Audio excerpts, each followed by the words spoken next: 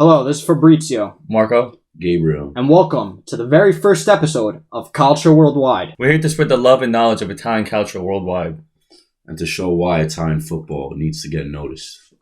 All right, guys, so unfortunately today we have to open up with some very sad news for us Italians. England have defeated Italy today in European qualification match. How did this happen, guys? How did this happen? Well, listen, I thought in the first half we were horrible. But in the second half, I feel like we got back into the game, but it just wasn't enough. You need to start games right in order to finish them, which we didn't. Well, let's talk about what happened in the first half because we went down 2-0, right? Was it 2-0? Or nothing in the first half? 2-0. It was 2-0 in the first half, and so throughout the whole game, what were your thoughts on the first half? Well, I think Italy technically are the better team. But England beat Italy for a couple of reasons. One is their sheer physicality. We know it's England. And the fact that they have such tenacity, they're so determined to win. They came out strong in that first half, and they were able to overwhelm Italy for most of the game. Italy did start coming back towards the second half. And they did start off well, but Italy have this problem, which is lack of confidence. And I think this is due to the fact that they do not have a leader on the pitch. You look at that whole starting 11. No attitude, nothing, no grit.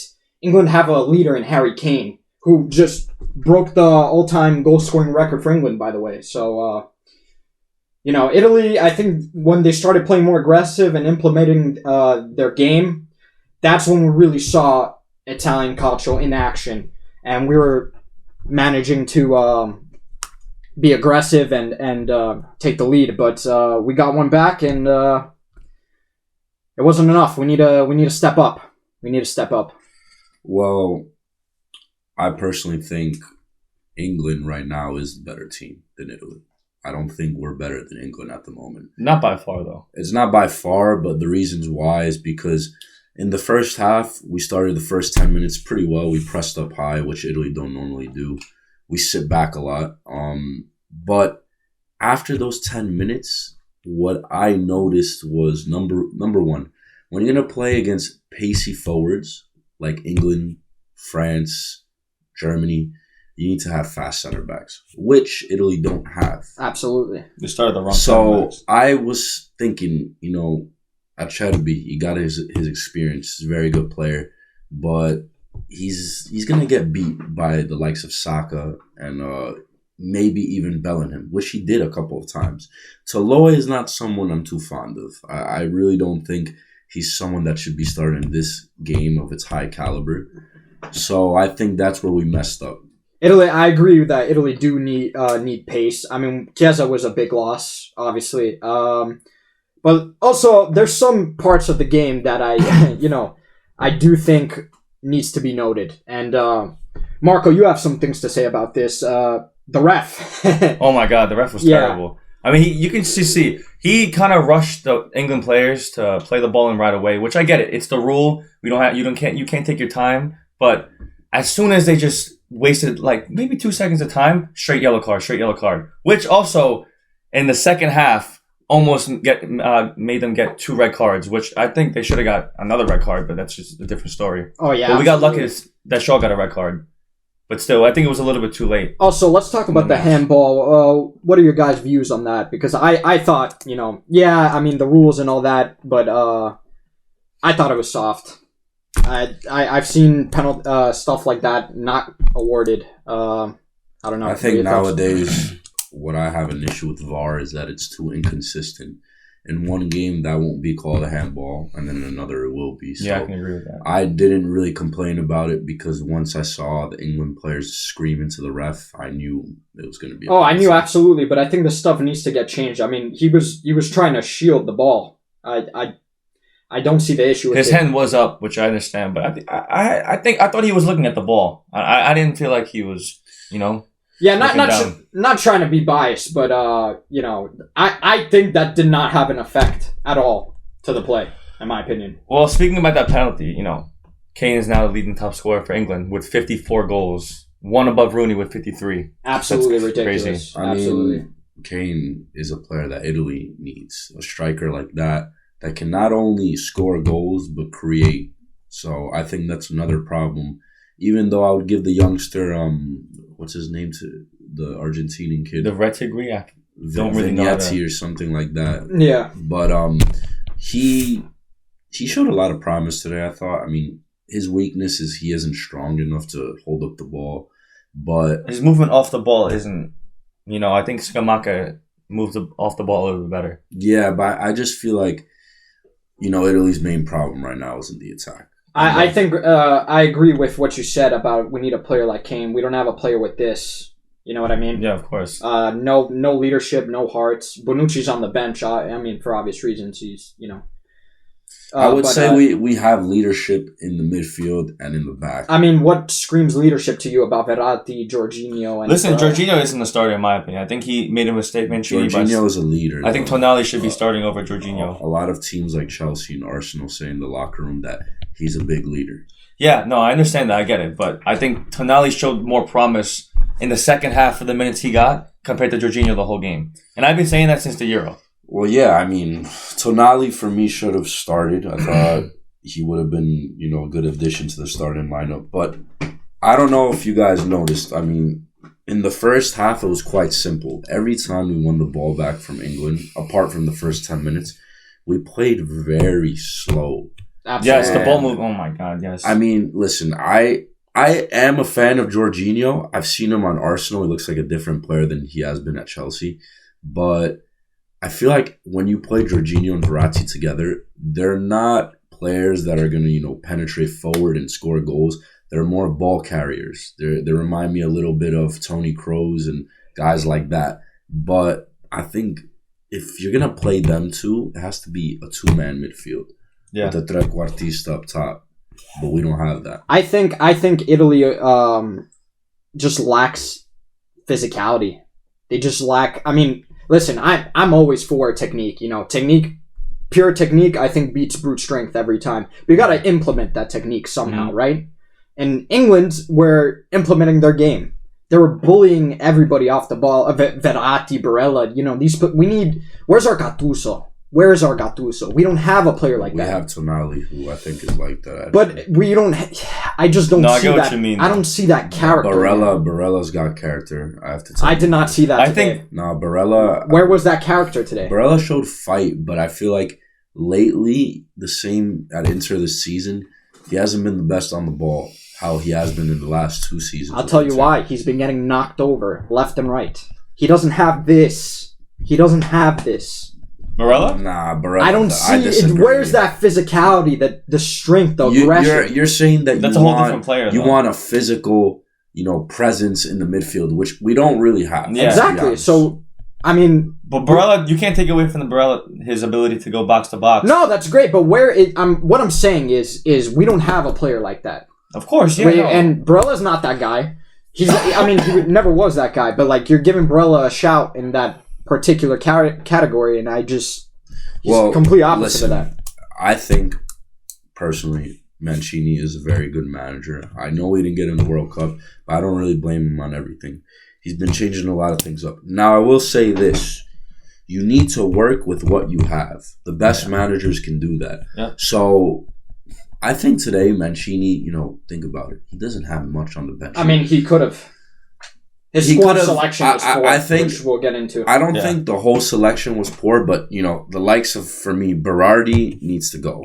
Yeah. He shouldn't even be close to the national team anymore. Yeah. You got a player like Politano, that who's doing very well at Napoli. Yeah. He came in and he should have started. Listen, you kind of swayed me towards Politano because I always thought he was a little iffy, but, I've been watching him now, and he was very dangerous today.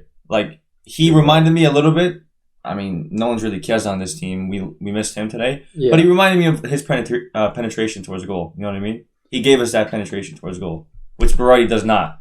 He just stays wide, passes it back. I agree with that. I think Politano even is a much smarter player than Berardi. Berardi has been killing me for years, And he's another one of those players that I just see no character whatsoever. When you play Sassuolo for years, you're not going to compete against guys that play at Real Madrid, Bayern Munich. I mean, he competed against the like of players like Vidal, Marquisio, Pirlo. He competed against these players.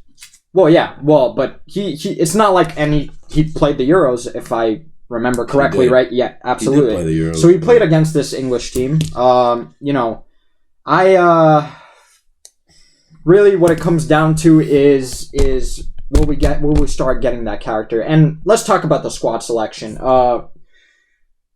This Gnotto guy, not a fan of him. I think we should have taken El Shaarawy, who can actually score goals, not just lunge it in whenever he likes. No, of course. I think El Shaarawy was a big miss, for sure. Absolutely. I do think he should. Raspadori, too. He doesn't play that much for Napoli, but the few times he's come on, he's made something happen. That was a big miss as well. What is Mancini doing? I'm not a fan of Mancini. Yes, he got us through the Euros. Yes, but what has he done since then?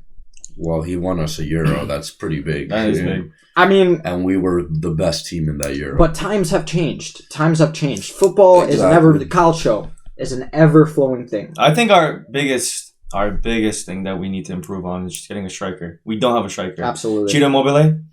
Nothing. Failure. Day in, day out for Italy. I don't know. He's a different animal in Lazio, but this isn't the league. This is for the world. Well, I think the problem comes deeper. And it comes to Italy's youth system. If you look at England, if you look at Spain, you look at Germany, all their best players are playing at top clubs. Look at Musiala on Bayern Munich, he's German. Yep. Then look at Jude Bellingham, Borussia Dortmund, best player on the team, England. Phil Foden, Manchester City. Then you look at Italy, who's our best young player? And that's Federico Chiesa, who's been out with an ACL injury for a year now. Yeah. So who do we have after that? Donnarumma, a goalkeeper. Okay, he's one of our best players, but besides that, I don't see anyone. I don't want to keep going off character here because I don't see that with the next generation of Italians. But what do you think they're doing like in the youth system for like Italians as a whole? Because I think Italy still refuses to evolve their game. They refuse to change and adapt to this new style of this new high fast-paced style of football. And, well, the Italians are still stuck in their old ways. What do you guys think? I mean, the thing is, the only team that Serie A that are actually playing differently than Italian custom is Napoli. But look at their team. How many youngsters are there on there for Italy? One. Raspadori. Exactly. Di Lorenzo right he's back. Not even on the team. Exactly. Di Lorenzo right back. How old is he? 32? He's 28. 28. No, I was way off. But he's 28. Still getting that up there with age. All the youth for Italy, I think Juve are the only team that actually used their youth as well. Baldanzi on Empoli, but that's really it for Italy. You can't really think of any other youngsters. It's not really the problem of the Italian national team. This again goes to club level. Yeah. I think this goes as a whole for but it's more about Serie A, because think about it. There's not teams in Serie A that play their young players. There's only Juve that play Fagioli and Miretti that haven't even been called up. I would have put Fagioli and Miretti in this game because they would have made a big difference. I absolutely agree with you. And then you got Roma, who's got, a couple more, probably the most Italians out of everyone in Serie A, but they're all, in their prime. They got Cristante, Pellegrini, Spinazzola. You got Zaniolo too, who's gone now. There's no youth, yeah. Okay, so last thing. I just want to talk about the tactics. Tactically, what could have we done better? Well, the first thing, not even tactically, just play the ball faster. That's really all you need to, you know what I mean? Play the ball faster. They need to show the striker. I can't really pronounce his name. But he did not show ball to feet once for a play that actually went forward. It was ball to feet, then pass it back, we pass it back. There was, you know what I mean? Yeah. It was always ball over the top, but we don't have the players to do that. I think our team chemistry was poor too. No, exactly. I mean, compared to the Euros? Oh we were not switching the field enough. We were always playing to one side. Some players were completely ignored. Gnotto, as much as I don't think he's that great, he was ignored for most of the time when he was on. Exactly. What do you think about that, Gab? About what, Gnotto? Or just tactics. The tactics. Well, I'll tell you why in the first half we got scored on twice. The first goal comes from Jude Bellingham coming in the midfield. I forgot who he gave it to, but we get a corner, right? That is where the problem was. We attack, right? The first 10 minutes, we attacked very well, but we didn't have the legs to get back with the England's, their quick wingers. And that's why we didn't do well in the first half. The other thing is when we had the ball in the first half, we were way too slow to counterattack England. Now you have to see, what is Italy known for since the Euros? It's not about the deep defending anymore. It's not about how we used to play. It's about using our midfield and being how I relate to it a bit like Real Madrid, a ball possession team. And we didn't demonstrate that in the first half. Progressive ball. We tried playing a different style. It didn't work. And then in the second half, Mancini didn't make any subs. He was pretty brave. And that's where he changed the game. You know, he went, okay, let's win the ball, high press, just like we did. And then let's get the ball and let's play quick. You know, not play backwards, not play sideways, go forward. Once he threw on Politano, Tonali, I saw a difference in the game. That can make stuff but happen. I saw one thing that he shouldn't have done. He shouldn't have taken off Lorenzo Pellegrini. And I'll tell you why. As a Roma fan, he can frustrate you a lot of times, but when he's on his day... He was frustrating me. When he's on his day, like he provided the assist, he has that quality that a lot of players don't have on the field. I mean, but still, is Pellegrini the best we have? Because, I mean... No. We the only player I think that can really make things happen wasn't on there. Well, Chiesa. he's injured. Exactly. How is it that so many countries have more than one player that can make a difference? If some guy's having an off game, you know, the other guy can maybe save the team. And we have one. We have one who's hurt Most of the time. most of the time. I feel like we have a couple more, but... Do we really? No, not really that changed the game. Nah, Not like Chiesa. Not like Chiesa. I've seen Raspadori change. And I love Chiesa, but also he has more character than most, but I just don't see him as a leader. Where's our leader? No, he's not a leader. There is no leader for him. Well, leadership, yeah, that's somewhere... Who will replace Bonucci? Because Bonucci is Listen, pretty much on his halfway out. I firmly always am behind Gianluca Mancini from Roma. Yeah. Even though he didn't get called up. But he is the man with leadership. He's the man with, like, that attitude that you want. But That I is think Mancini, I'll tell you something that I'm not trying to be biased here, but Roma has actually a decent amount of leaders that are in the national team. We got Pellegrini, who's the captain. He's a good leader. He's a good leader off and on the field. After that, Cristante is another good leader. And then, you throw in Mancini, who's another one. Roma produce good leaders, and I think they aren't being used well in the national team. Yeah. Well, guys, let's just agree on one more thing. Italy, they're not going to be contending for the Euros at this rate. No. Obviously, it's far out, but... we need to change a lot of things. We need a striker. We can't rely on Immobile anymore. The same issues as before. It's time for the Italians to wake up and actually look at their flaws. It's time for their potential to be, like, blossom, you know? It's time for us to just be the nation we should be. You know, time to, do what Juve and Roma are doing this season.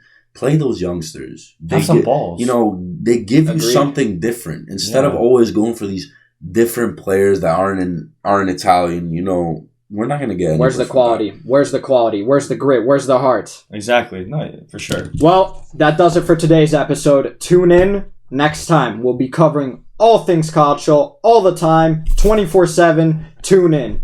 Follow us on Instagram and on TikTok. Catch you guys later. Thank you, guys. That's pretty good.